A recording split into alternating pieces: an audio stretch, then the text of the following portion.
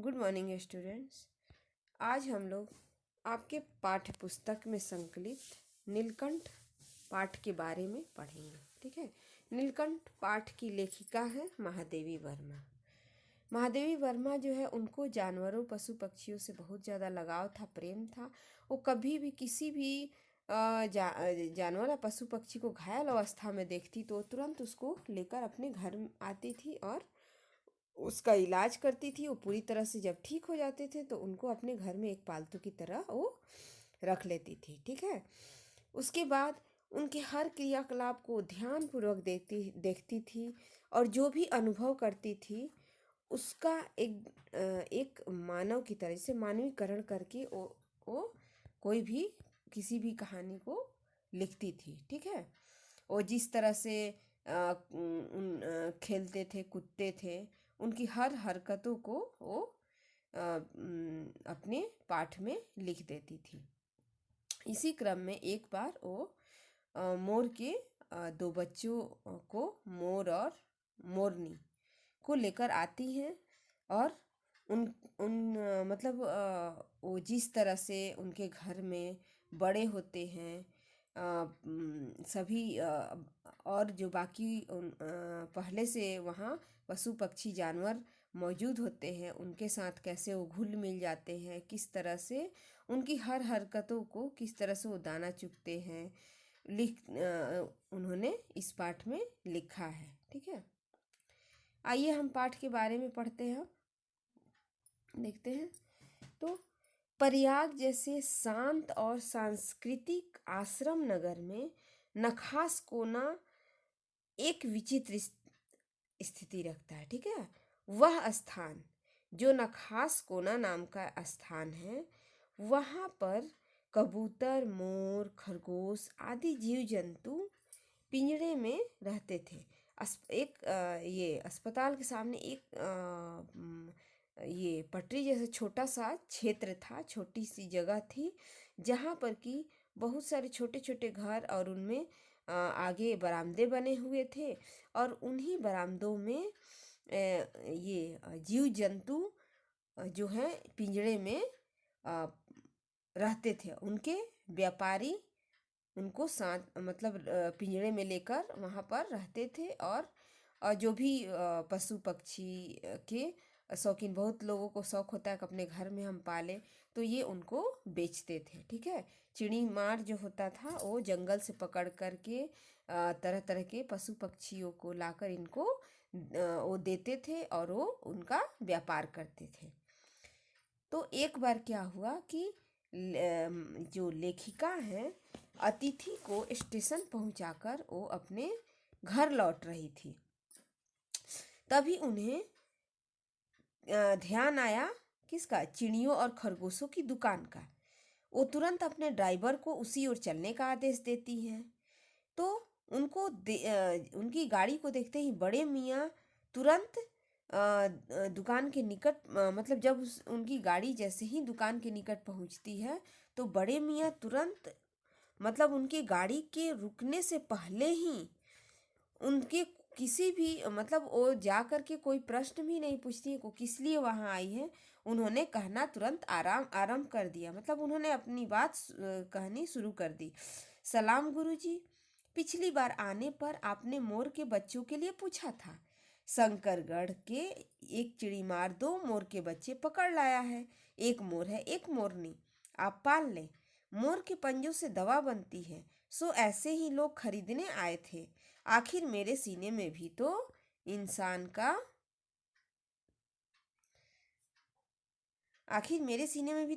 का दिल है। मारने के लिए ऐसी मासूम चिड़ियों को कैसे दूं? टालने के लिए मैंने कह दिया, गुरुजी ने मंगवाए हैं। वैसे यह कमबख्त रोजगार ही खराब है। बस पकड़ो पकड़ो, मारो मारो। ठीक है। जो महादेवी वर्मा है लेखिका जो है, एक बार किसी को अपने जैसे उनके घर में कोई अतिथि आए हुए थे तो उनको स्टेशन पहुंचा करके वो घर की ओर लौट रही थी। तभी उनको चिड़िया और खरगोश की दुकान का ध्यान आया।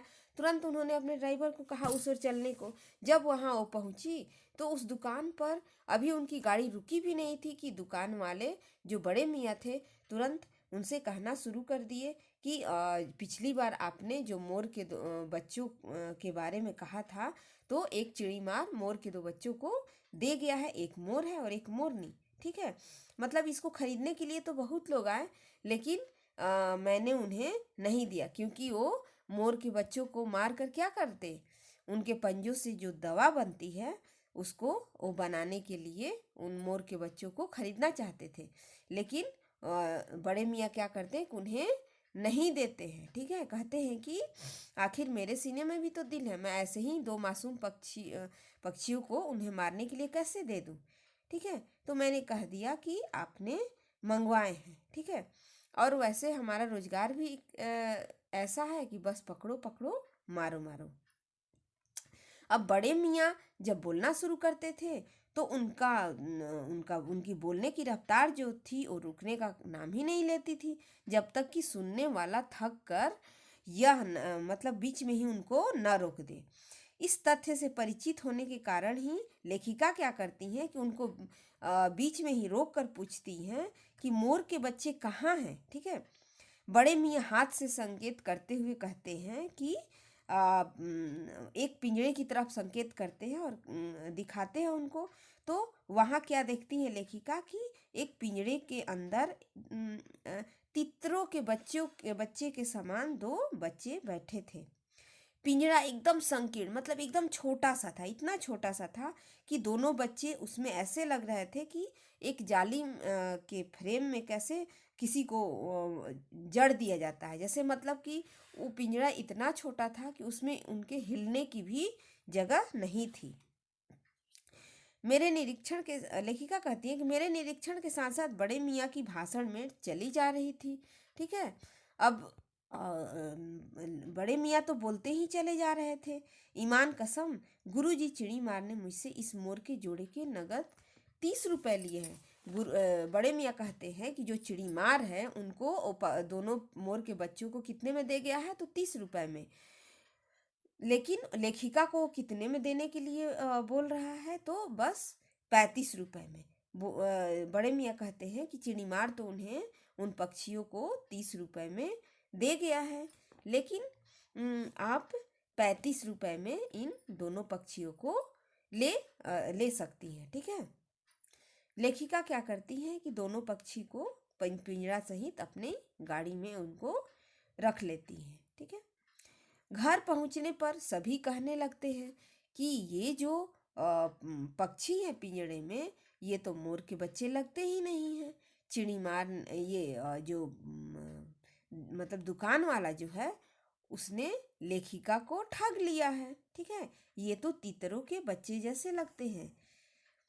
अब लेखिका इस पर चिढ़ पड़ती हैं, कहती हैं कि क्या हुआ, आखिर है तो ये पक्षी के बच्चे ही ना। ठीक है तो आखिर एक पक्षी ही, मैं उन्हें ही पाल लूँगी, इसमें कोई मतलब कि कोई परेशानी नहीं है। ठीक है, आखिर लेखिका को तो किसी भी जानवर या पशु पक्षी से प्रेम था, तो जब उनके घर वाले ये कहते हैं कि ये तो ऐसा लग रहा है जैसे तीतरों के 2 बच्चे हैं, तो वो बोलती हैं कि मुझे कोई फर्क नहीं पड़ता, तितर के भी अगर ये बच्चे हैं तो है तो आखिर पक्षी ही ना, मैं उन्हें भी पाल लूँगी। उसके बाद लेखिका क्या करती है कि उन दोनों जो पक्षी होते हैं, दोनों जो मोर के बच्चे होते हैं, उनको अपने पढ़ने वाले कमरे में ही रख लेती हैं। फिर 2 ठो कटोरी में, एक कटोरी में पानी और एक कटोरी में थोड़ी सी सत्तू रख देती हैं, सत्तू की गोलियां उन्हें खाने के लिए। दोनों अब जो छोटा सा पिंजरा था उससे निकलकर कमरे में इधर उधर घूमते हैं। शुरू में तो वो एकदम से छिपे हुए, बिल्कुल एक मतलब ऐसा लगता था कि दोनों पक्षी के बच्चे जो हैं, दोनों मोर के बच्चे जो हैं एकदम डरे हुए हैं और इधर उधर छिपे हुए रहते थे। ठीक है, और रात में वे कहाँ देखते थे, तो लेखिका जो ये कचड़े का, जैसे रद्दी का टोकरा जो रखी थी, जो पुराना खराब कागज हो जाता था, तो जिस टोकरी में उस कागज को रख देती थी, वहीं दोनों बच्चे रात के समय दिखते थे। जैसे जैसे समय बीतता गया, वो हर चीज़ से अपनी जान पहचान बना लिए उस कमरे में। अब वो बिना डर भय के इधर उधर हर जगह कूदते रहते थे। कभी खिड़कियों पे, तो कभी टेबल के ऊपर, तो कभी लेखिका के सिर पर आकर बैठ जाते थे। ठीक है। लेखिका क्या करती थी कि लेखिका को उन दोनों पक्षियों के कारण अपने कमरे का दरवाज़ा बंद रखना पड़ता था। ठीक है। क्योंकि उनके घर में और भी जानवर थे, जैसे बिल्ली, कुत्ता, वो आकर के उन पक्षियों को खा सकते थे। ठीक है। इसलिए उन्हें अपने कमरे के दरवाजे को बंद रखना पड़ता था। लेकिन थोड़े ही दिनों बाद उन्होंने क्या देखा कि ये दोनों पक्षी पूरे घर में, उनके पूरे कमरे में इधर उधर जो घूमते फिरते थे, तो उनका कमरा कैसा हो जाता था, बिल्कुल एकदम थोड़ा गंदा टाइप से हो जाता था।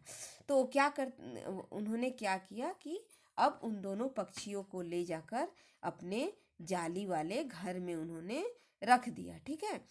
जाली वाला घर, जैसे एक बड़ा सा जाली का घर था जिसमें पहले से बहुत सारे पशु पक्षी उसमें थे, जैसे कि तोता, लक्का कबूतर, उसके बाद खरगोश आदि उसमें पहले से जीव जंतु थे। तो उसी जाली वाला जो बड़ा घर था, उसमें वो क्या करती है कि इन मोर के दो बच्चों को भी ले जाकर उसमें रख देती हैं। ठीक है। जब उस जाली घर में ये दोनों नवागंतुक रहने के लिए जाते हैं, मतलब जब दोनों ये जाते हैं रहने के लिए, तो पहले से जो वहाँ पक्षी हैं, खरगोश के बच्चे हैं, तो वो एकदम से उनके साथ ऐसा व्यवहार करते हैं जैसे किसी घर में नई बहू जब आती है तो घर के सभी सदस्य उनके आगे पीछे घूमने लगते हैं। उसी तरह से इस जाली के घर में रहने वाले जो पशु पक्षी थे, वो भी इन दोनों मोर के बच्चों के आगे पीछे घूम घूम कर इनका निरीक्षण करने लगते हैं, उन्हें ध्यान से देखने लगते हैं। लक्का कबूतर एक होता है, एक कबूतर है जिसका नाम होता है लक्का, तो वो गुटर गू करके उनकी चारों तरफ घूमने लगता है। खरगोश भी उनको ध्यानपूर्वक देखने लगता है। ठीक है। उसके बाद धीरे धीरे ये दोनों बच्चे जो हैं बड़े हो जाते हैं। ठीक है। बढ़ने लगते हैं। उनका कायाकल्प वैसा ही क्रमशः और रंगमय हो जाता है, जैसे कि इल्ली से तितली का बनना। जैसे इल्ली इल्ली से तितली तितली जब बनती है, तो इल्ली के शरीर पर कोई भी ना तो पंख होता है ना कुछ, धीरे धीरे उसके शरीर पर पंख निकलते हैं। ठीक है। और वो एक इल्ली जो है एक तितली का रूप धारण कर लेती है। उसी तरह से ये मोर के दो बच्चे जो हैं, शुरू में तो ये पहचान में ही नहीं आते हैं कि मोर के बच्चे हैं। ठीक है। क्योंकि ना तो वैसा रंग बिरंगा मोर की तरह इनका पंख होता है, और ना ही मोर के समान कलगी होती है इनकी। लेकिन जैसे जैसे ये बड़े होते हैं, तो बिल्कुल मोर के समान, जैसे मोर के सिर पर कलगी होती है, उसी तरह इनके सिर पर भी कलगी धीरे धीरे सघन होने लगी। और मतलब कि इनकी जो चोंच है पहले से ज़्यादा तीखी हो गई। आंखें जो है एकदम गोल, नीलाभ धूती झलकने लगी, मतलब नीला रंग एकदम चमकने लगा। ठीक है। उसके बाद इनका जो गर्दन था एकदम नीली गर्दन हो गई। धूप छाही तरंगे उठने गिरने लगी। धूप छाही तरंगे मतलब जब उनकी गर्दन को मतलब देखने पर धूप में उसका कलर क्या होता था, कुछ और हो जाता था, और छाया में उसका कलर कुछ और दिखता था। तो इस तरह से उनका स्वरूप मतलब जैसे जैसे वो बड़े होते गए, पूरी तरह से मोर का स्वरूप उनका हो गया। पंख भी उनकी पूंछ भी लंबी हो गई। पूंछ में जो गोल मोर पंख होते हैं, वो पंख के समान पूरा हर चीज़ स्पष्ट दिखने लगा। उसके बाद ये दोनों पक्षी जो है उस जाली घर में रहने वाले जीव जंतुओं से बिल्कुल एकदम हिल मिल गए। ठीक है।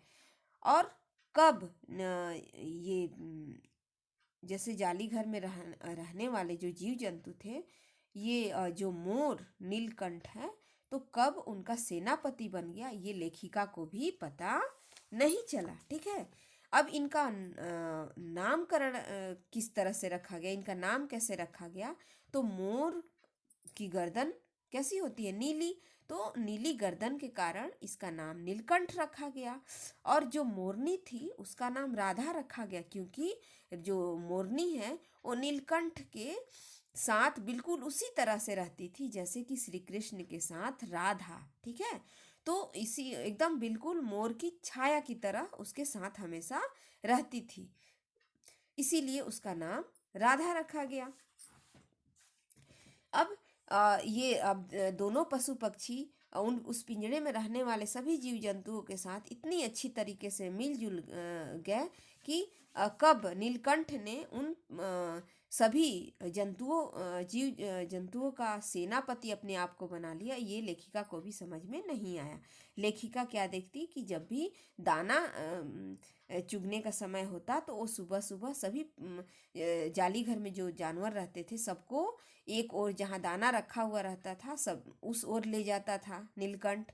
और सभी जो जीव जंतु हैं और जो उस दाना जब तक वो दाना चुगते रहते तब तक नीलकंठ सभी पशु पक्षियों का बिल्कुल एक सेनापति की तरह उनका ध्यान रखता, घूम घूम कर उनका निरीक्षण करता। यदि कोई किसी के द्वारा कुछ गड़बड़ की जाती तो उनको वो दंड भी देता था। ठीक है, और दंड किस तरह से देता था, तो जैसे खरगोश की जो बच्चे हैं तो खरगोश के बच्चों को वो क्या करता था कि अपनी नुकीली पैनी चोंच से उनके कान को पकड़कर उनको जमीन के ऊपर उठा लेता था और तब तक नहीं छोड़ता था जब तक कि वो चिल्लाने नहीं लगते थे। और इसी क्रम में कभी कभी तो उनके कानों में छेद भी हो जाया करते थे। जैसे उसका चोंच तो बहुत ही नुकीला था, तो जो अपनी चोंच से उनके कान को पकड़ लेता था तो उनके कानों में कभी कभी छेद भी हो जाया करता था। ठीक है,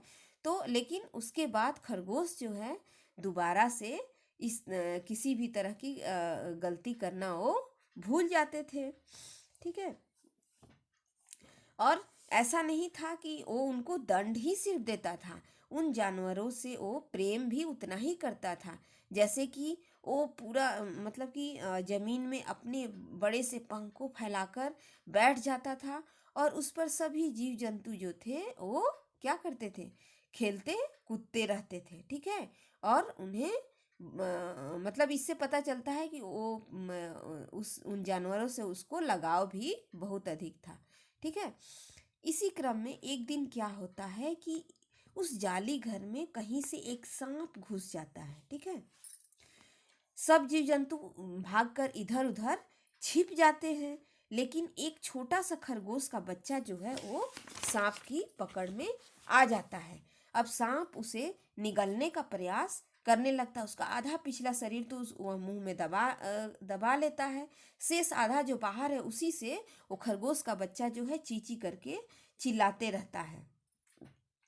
ये आवाज अब नीलकंठ दूर जहाँ झूले पर सो रहा होता है तो उसको हल्की सी आवाज ये सुनाई पड़ती है। तो वो तुरंत वो चौकन्ना हो जाता है और तुरंत अपने झूले से उतरकर वो नीचे आता है।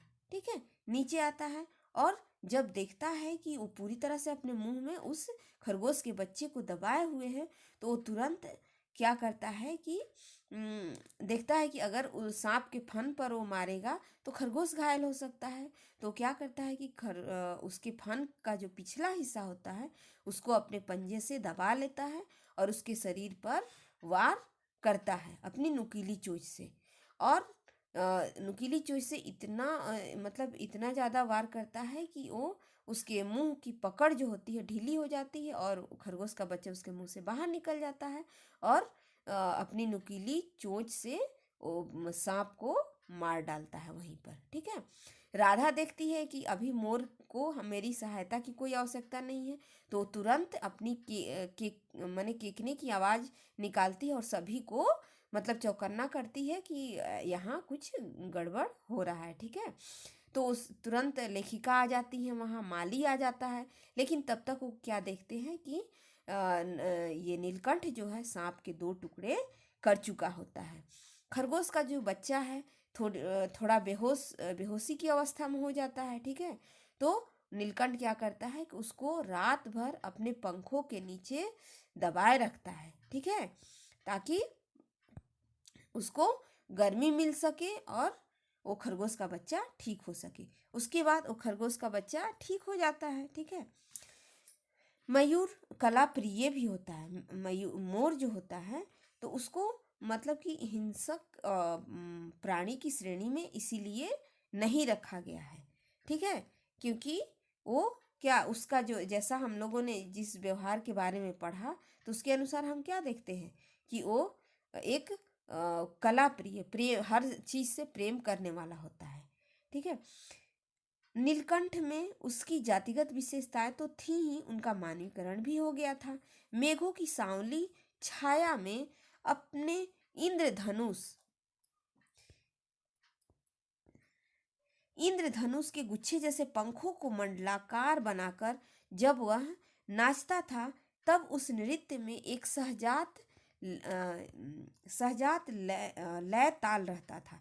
आगे पीछे दाहिने बाएं क्रम में घूमकर वह किसी अलक्ष्य सम पर ठहर जाता, मतलब जब भी वो नृत्य करता था तो ऐसा लगता था एक सुर और लय पर वो नृत्य कर रहा हो। राधा को तो नीलकंठ के समान नाचने नहीं आता था, लेकिन वो भी इस तरह से उसके साथ मतलब कि नाचती थी। ऐसा लगता था कि वो भी एक क्रम में नृत्य कर रही हो। ठीक है। उसके दाहिने मतलब नीलकंठ जो था उसके दाहिने अंग को छू करके वो बाएं निकल जाती थी और बाएं अंग को छू करके दाहिने निकल जाती थी। इसके बाद जो मतलब कि मोर जो था तो जब भी लेखिका को देखता था तो समझ जाता था कि लेखिका को उनका नृत्य बहुत पसंद है, और जब भी लेखिका को देखता था तो तुरंत किस तरह से एकदम नृत्य की अवस्था में आ जाता था और मतलब उनको देख करके नाचने लगता था।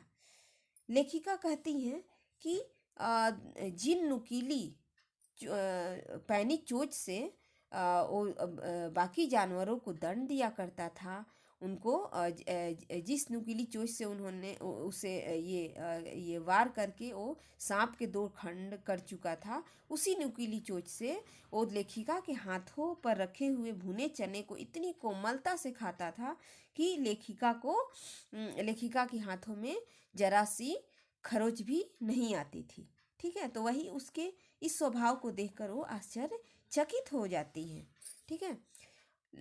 मोर जो है उसको जैसे कि जब भी वसंत ऋतु का जो मौसम है उस समय मोर जो है अपने जाली घर से निकलने के लिए अस्थिर हो जाता था, क्योंकि मोर को क्या पसंद है। मोर को जब पेड़ ये वृक्षों में जब वृक्ष में नए नए पत्ते आ जाते हैं, आम के पौधे सुनहले मंजरियों से भर जाते हैं, तो वो दृश्य नीलकंठ को बहुत ज़्यादा प्रिय था। उस समय वो अपने जाली घर से निकलने के लिए बेचैन हो जाता था। नीलकंठ और राधा को तो दोनों को सबसे अधिक प्रिय कौन सी ऋतु थी? वर्षा ऋतु। मेघों के उमड़ आने से पहले ही वे हवा में उसकी सजल आहट पा लेते थे, और तब उनकी मंद केका की आवाज जो है वो गुंज अनुगुंज तीव्र से तीव्रतर होती हुई मानो बूंदों के उतरने के लिए सोपान पंक्ति बनने लगती थी। मेघ के गर्जन के ताल पर ही उसके तन में नृत्य का आरंभ होता, और फिर मेघ जितना अधिक गरजता, बिजली जितनी अधिक चमकती, बूंदों की रिमझिमाहट जितनी तीव्र होती जाती, नीलकंठ के नृत्य का वेग उतना ही अधिक बढ़ता जाता और उसकी केका का स्वर उतना ही मंद्र से मंद्रतर होता जाता। वर्षा के थम जाने पर वह दाहिने पंजे पर दाहिना पंख और बाएं पर बायां पंख फैलाकर सुखाता। कभी कभी वे दोनों एक दूसरे के पंखों से टपकने वाली बूंदों को चोंच से पी पी कर पंखों का गीलापन दूर करते रहते। इस आनंदोत्सव की रागिनी में बेमेल स्वर कैसे बज उठा, यह भी एक करुण कथा है। ठीक है। मतलब कि वहाँ जाली वाला पिंजरा मतलब बड़ा सा जो जाली घर था उसमें सभी जानवर इतने मिलजुल कर प्रेम पूर्वक रहते थे कि मतलब कि उनके प्रेम को देखते बनता था। लेकिन इस प्रेम इस आनंद के माहौल में कैसे एक बेमेल स्वर, मतलब कि जो सभी का स्वभाव प्रेम का था, तो बिल्कुल ही एक उल्टे स्वभाव वाली मोरनी वहाँ आ जाती है। ठीक है, उस मोरनी का नाम होता है कुब्जा। कुब्जा उस जाली घर में कैसे आती है? तो एक दिन जो लेखिका हैं बड़े मियाँ के दुकान पर जाती हैं, तो वहाँ उस समय वो क्या देखती हैं कि एक मोरनी जो है घायल अवस्था में पड़ी हुई है। ठीक है, वो तुरंत उसको क्या करती हैं कि अपने घर लेकर आती हैं मोरनी को। और उस मोरनी के पैरों में, मतलब पैर की दो उंगलियां जो हैं टूट चुकी होती है। लेखिका उसकी उंगलियों का इलाज करती है, उसकी उंगलियां तो ठीक नहीं होती है, लेकिन जो मोरनी है वो चलने फिरने लगती है, लेकिन थोड़ा लंगड़ा कर चलती है। ठीक है, तो इसलिए उसका नाम वो कुब्जा रखती है। कुब्जा को भी उसी जाली घर में वो ले जाकर रख देती हैं। लेकिन उस जाली घर में बाकी सारे जीव जंतु क्या बहुत ही प्रेम पूर्वक एक दूसरे से मिलजुल कर रहते हैं, लेकिन कुब्जा का स्वभाव जो था मिलजुल का नहीं था, वो बिल्कुल सबसे अलग थी। वो उसके जाली घर में आने से पूरा क्या हो गया, कलह कोलाहल जैसा, मतलब कलह वाला जो माहौल हो गया। सभी जाली घर के जो पशु पक्षी थे वो दूर दूर अलग अलग रहने लगे। जो कुब्जा मोरनी थी वो नीलकंठ के साथ नहीं चाहती थी कि कोई और पशु पक्षी या जानवर रहे। वो राधा को भी उसके साथ रहने देना नहीं चाहती थी। अगर किसी को ये नीलकंठ के साथ वो देखती थी तो तुरंत उनको अपनी चोंच से मारकर घायल कर देती थी, जिसके कारण भय से सभी जीव जंतु जो हैं वो इधर उधर अलग अलग रहने लगे। ठीक है, और मोरनी जो राधा थी उसको तो देखना ही नहीं चाहती थी कि वो नीलकंठ के साथ रहे। एक दिन क्या होता है कि राधा 2 अंडे देती है। ठीक है,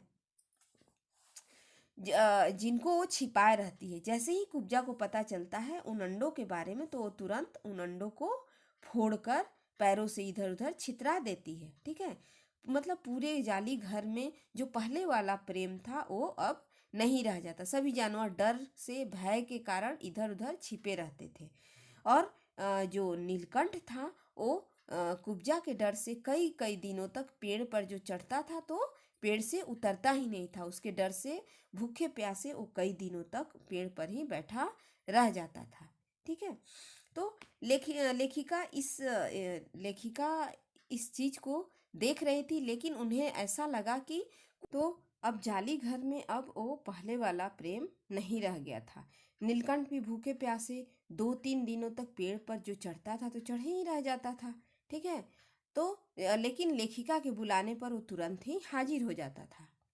लेकिन एक दिन ऐसा हुआ कि लेखिका नीलकंठ को पुकारती रही, लेकिन नीलकंठ नहीं उठा।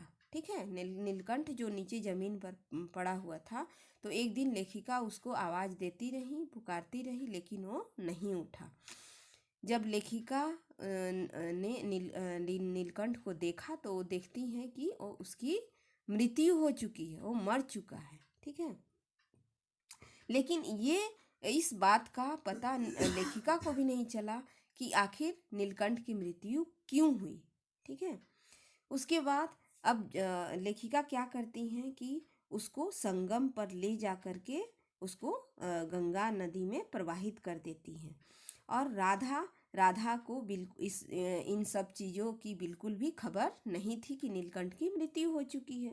वो क्या करती थी कि उसको एक कोने में बैठ करके हमेशा अपने केकने की आवाज़ निकालते हुए उसको ऐसा लगता था कि नीलकंठ को बुला रही हो। और नीलकंठ को, जैसे कि नीलकंठ कुब्जा मोरनी के डर से 2-2 3-3 दिन तक इधर उधर छुपा हुआ रहता था, लेकिन वो वापस फिर जाली घर में आ जाता था। तो वही उसी चीज़ का वो इंतज़ार करती रहती थी कि कभी न कभी नीलकंठ जो है उसके पास आ जाएगा। और जो ये कुब्जा मोरनी थी, तो कुब्जा मोरनी भी जब देखती है कि नीलकंठ उसे कहीं दिखाई नहीं देता है, तो वो भी पागलों की तरह इधर उधर उसे खोजती रहती है, ढूंढती रहती है। और एक दिन उसका जो स्वभाव था, सबसे वो झगड़ते रहती थी, तो इसी क्रम में उसका सामना किससे हो गया, तो एक अल्सेशियन कुत्ता था, ठीक है, जिसका नाम कुतिया थी, जिसका नाम था कजरी। और कजरी से जब उसका सामना होता है तो वो कजरी के ऊपर जब अपने नुकीले चोंच से प्रहार करती है तो कजरी उसकी गर्दन पर 2 दांत तुरंत दे देती है, जिसके चलते कि उसकी भी मृत्यु हो जाती है।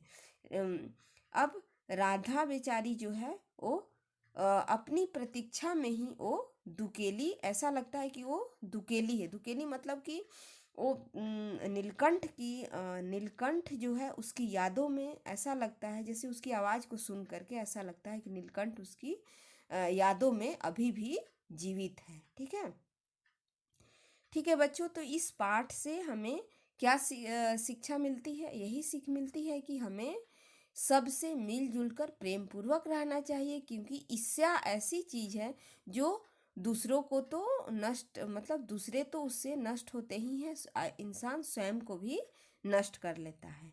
ठीक है, इसलिए हमें सभी से प्रेम पूर्वक और मिलजुल कर रहना चाहिए। ठीक है, धन्यवाद।